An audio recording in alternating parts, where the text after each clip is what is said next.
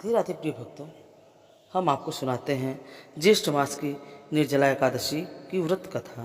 इस अत्यंत पुण्य फलदायिनी निर्जला एकादशी व्रत का भक्ति, श्रद्धा और समर्पण के साथ आरंभ करने जा रहे हैं।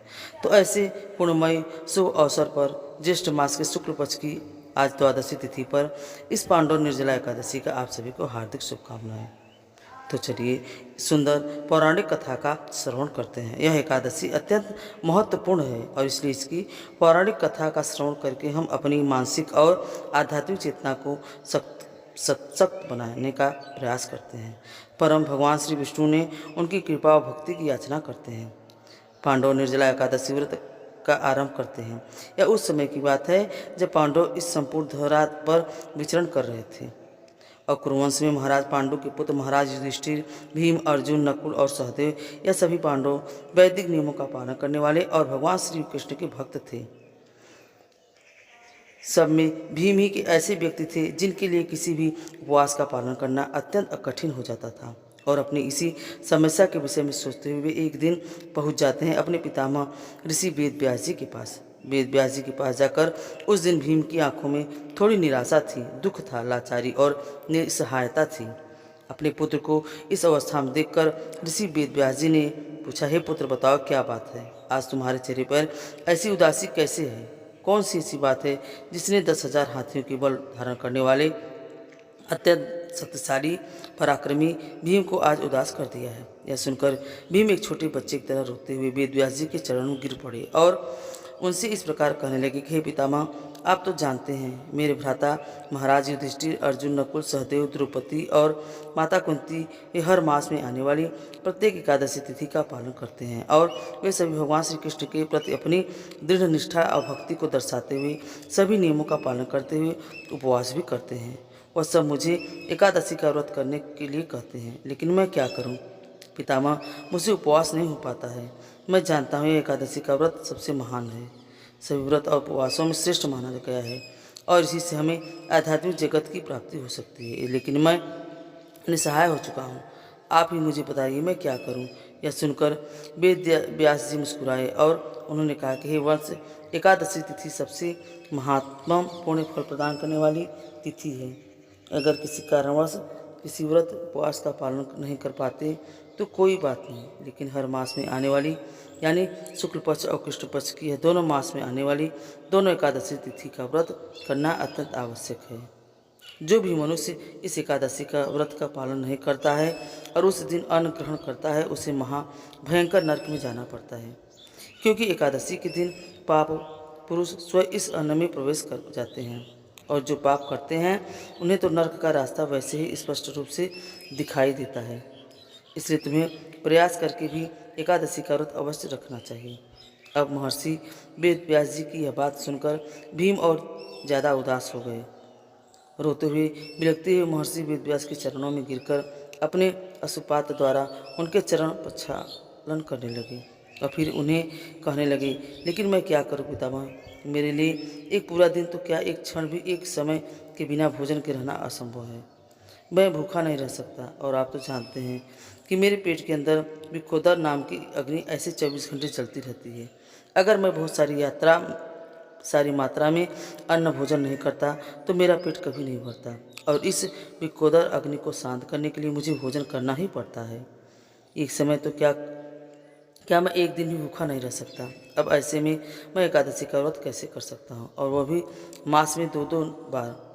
नहीं कर सकता पितामह, मेरे लिए संभव नहीं है। हाँ, मैं एक कार्य अवश्य कर सकता हूँ। मैं ऐसा कर सकता हूँ कि वर्ष में किसी एक दिन बिना अन्न और बिना जल के रहने का प्रयास कर सकता हूँ, लेकिन सभी महीनों में 2 बार यह मेरे लिए असंभव है। इसलिए अब आप ही मुझे बताइए कि मुझे क्या करना चाहिए। आपने तो स्वयं वेदों की रचना की है, आप तो सभी ग्रंथों के सार पता है, सारे नियम पता है। आप ही मेरी रक्षा कर सकते हैं। पितामह, कृपया आप मुझे इस धर्म संकट से बचाइए। महापराक्रमी भीमसेन की ऐसी करुण पुकार सुनकर वेद व्यास जी मुस्कुराए और उन्होंने भीमसेन से कहा, अवश्य पुत्र, अब ध्यान से सुनो। अब मैं तुम्हें एक विशेष व्रत के बारे में बताने जा रहा हूँ जिसका पालन करने से तुम्हें वर्ष की सभी 24 एकादशियों का पुण्य फल प्राप्त हो जाएगा। और यह व्रत ज्येष्ठ मास के शुक्ल पक्ष में आने वाली निर्जला एकादशी का व्रत। यह एकादशी वर्ष में आने वाली सभी एकादशी में सबसे बड़ी मानी जाती है। जो भी मनुष्य पूर्ण श्रद्धा और नियम का पालन करते हुए अन्न और जल दोनों का त्याग करते हुए पूरा दिन भगवत भक्ति में समर्पित रहता है, उसे वर्ष की समस्त एकादशियों का पुण्य फल प्राप्त हो जाता है।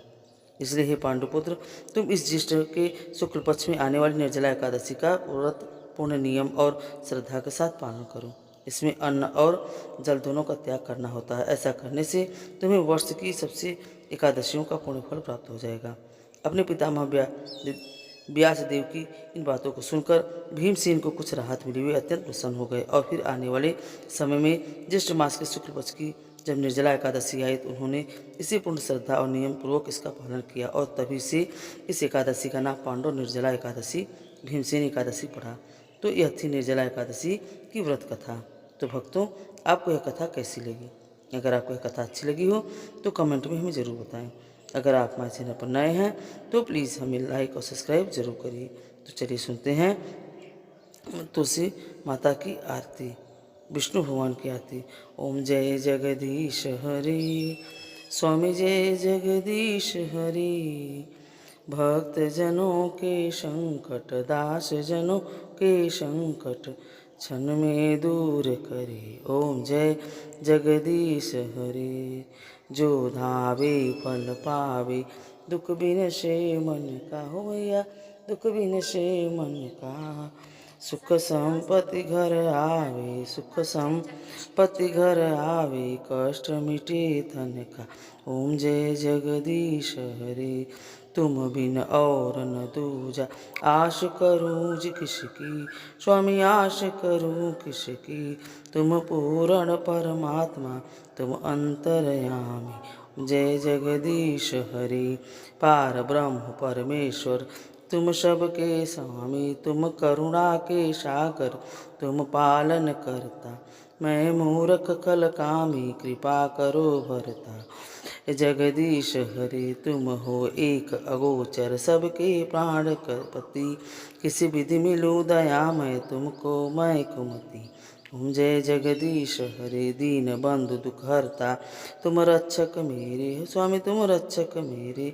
करुणा हाथ बढ़ाओ, द्वार पड़ा तेरे। ओम जय जगदीश हरे। विषय विकार मिटाओ, पाप हरो देवा, श्रद्धा भक्ति बढ़ाओ, संतन की सेवा। ओम जय जगदीश हरे। श्री जगदीश जी की आरती जो कोई नर गावे, कहत शिवानंद स्वामी, मन भजत हरिहर स्वामी, सुख संपत्ति पावे। ओम जय जगदीश हरे। ओम जय जगदीश हरे। स्वामी जय जगदीश हरे। भक्त जनों के संकट, दास जनों के संकट, क्षण में दूर करे। ओम जय जगदीश हरे। कपूर गौरम करुणावतारम, संसार सारम भुजगेन्द्रहारम, सदा वसंतम हृदयारविंदे भवानी सहितं नमामि। त्वमेव माता च पिता त्वमेव, त्वमेव बन्धु च सखा त्वमेव, त्वमेव विद्याद्रविणं त्वमेव, त्वमेव सर्वं मम देव देव।